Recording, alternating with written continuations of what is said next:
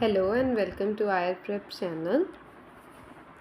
This is a video on hypersensitivity type 1. इस channel पे हम सारे यूजी BAMS का सिलेबस जो है वो धीरे धीरे अपलोड करेंगे, तो इस चैनल के साथ जुड़े रहिए, इसको सब्सक्राइब कर लीजिए।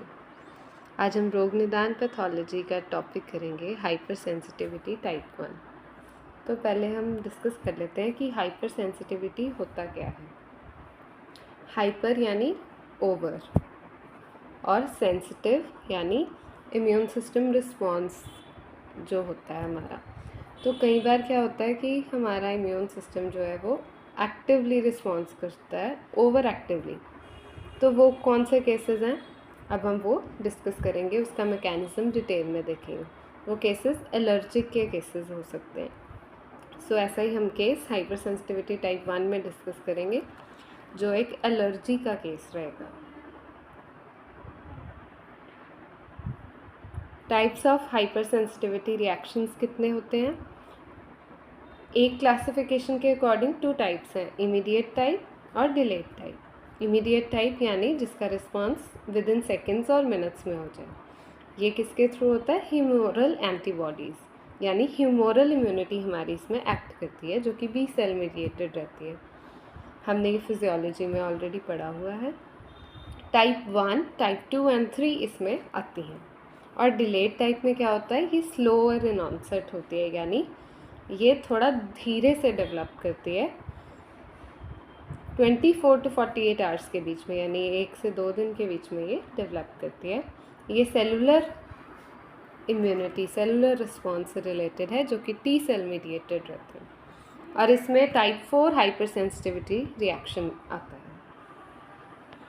एक और क्लासिफिकेशन है कूम्ब एंड जेल क्लासिफिकेशन। इसके अकॉर्डिंग 4 टाइप के हाइपर सेंसिटिविटी रिएक्शंस होते हैं। Type 1 anaphylactic reaction, type 2 cytotoxic, type 3 immune complex और टाइप 4 डिलेड और सेल मीडिएटेड।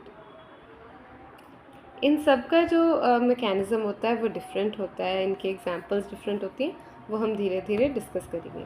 आज की वीडियो में हम हाइपर सेंसिटिविटी जो है वो डिस्कस करेंगे टाइप 1, और बाकी जो कंसेक्टिव वीडियोस आएंगी उसमें हम टाइप 2, 3 एंड 4 डिस्कस करेंगे। अब कंपोनेंट्स जो टाइप 1 रिएक्शन में इन्वॉल्व होते हैं वो हैं IgE, mast cells, basophils, eosinophils और हेल्पर T4 सेल। मैकेनिज्म क्या होता है इसका दो फेजेस में रिएक्शन कंप्लीट होता है, एक सेंसिटाइजेशन फेज और एक एक्टिवेशन फेज। सेंसिटाइज होना या यानी कि किसी के प्रति थोड़ा सा सुचेत हो जाना, सेंसिटिव हो जाना, राइट। तो इस फेज में क्या होता है, सबसे पहले जब एंटीजन हमारी बॉडी में आता है फॉर द फर्स्ट टाइम, तो एंटीजन प्रेजेंटिंग सेल जो होते हैं हमारे बॉडी के, वो ब्लड में से उसको एनगल्फ कर लेते हैं, वो एंटीजन को एज अ फॉरेन मान के एनगल्फ कर लेते हैं।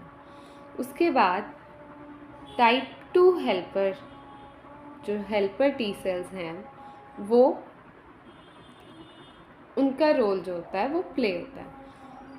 एनगल्फ किया हुआ antigen presenting cell T cell को दिखाता है, तो वो किस में कन्वर्ट हो जाता है?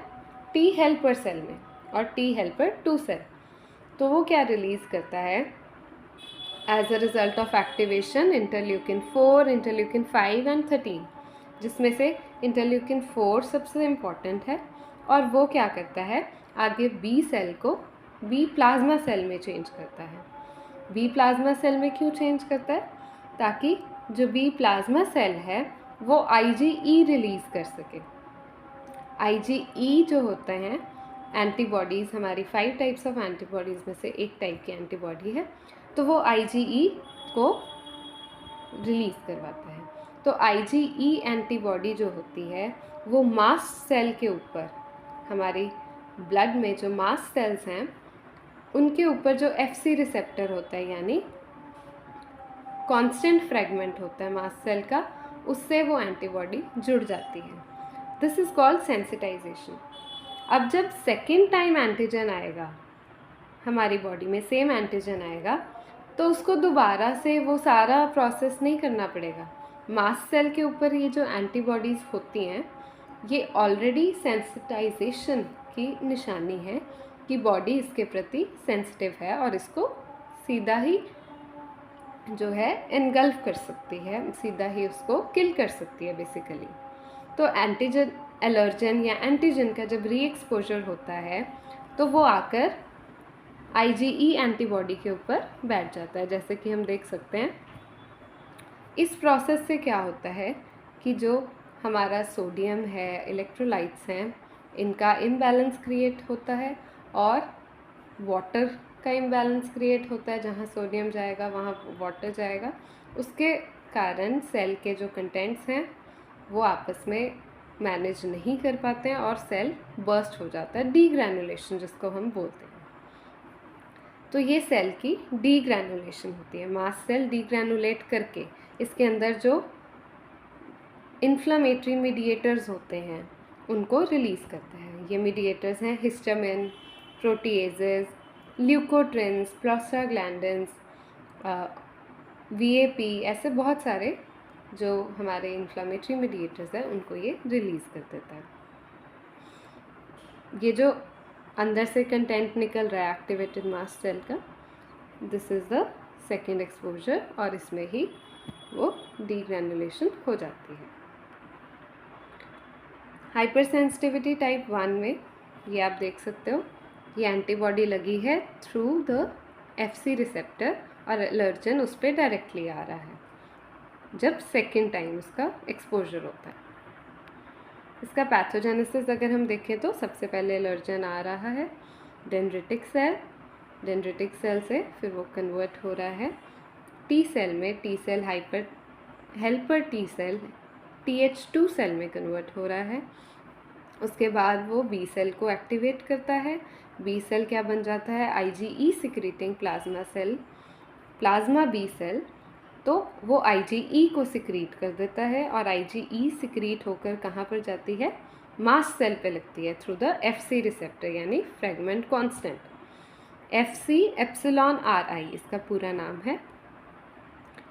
तो ये सेंसिटाइजेशन फेज़ हो गया। अब इसके बाद री एक्सपोजर टू एलर्जन या एंटीजन में क्या आ जाएगा हमारा एक्टिवेशन फेज़। तो ये अब दोबारा से जब आ रहा है एंटीजन तो ये ऑलरेडी सेंसिटाइज है, मास्ट सेल के ऊपर एंटीबॉडी लगना ही सेंसिटाइजेशन है, तो वो ऑलरेडी सेंसिटाइज्ड है, तो इससे दोबारा जो एलर्जन एक्सपोजर वो देखा जा रहा है। तो उससे क्या करवा रहा है वो ऐसे एक्शंस करवाता है जिससे डीग्रैनुलेशन कॉज हो जाती है, मीडिएटर्स रिलीज़ हो रहे हैं। इसमें मीडिएटर्स 2 टाइप्स में डिवाइड किए गए हैं, एक वेसोएक्टिव अमीन्स लिपिड मीडिएटर्स और सेकंड साइटोकाइंस। जो वेसोएक्टिव अमीन्स हैं, लिपिड मीडिएटर्स हैं, ये इमीडिएट रिएक्शन करवाते हैं मिनट्स आफ्टर एक्सपोजर और जो लेट फेज रिएक्शन है वो 2 to 24 आवर्स के बीच में होता है। So this is the pathogenesis. अब जो मीडिएटर्स हैं वो क्या करते हैं, पहला मीडिएटर है हमारा हिस्टामिन। ये वेसोडाइलेशन कॉज करता है, जब वेसल्स डायलेट होंगी वॉल्यूम बढ़ेगी तो प्रेशर डिक्रीज हो जाएगा। ऑल्सो ये ब्रोंको कॉन्स्ट्रिक्शन भी कॉज करता है और म्यूकस सिक्रीशन को भी बढ़ाता है। That is why we can see their symptoms, जब किसी को एलर्जी होती है तो उसको म्यूकस सिक्रीशन स्टार्ट हो जाती है, ब्रोंको कॉन्स्ट्रिक्शन स्टार्ट हो जाती है, क्योंकि उसको जो ब्रीदिंग एयरवे में प्रॉब्लम आने लग जाती है।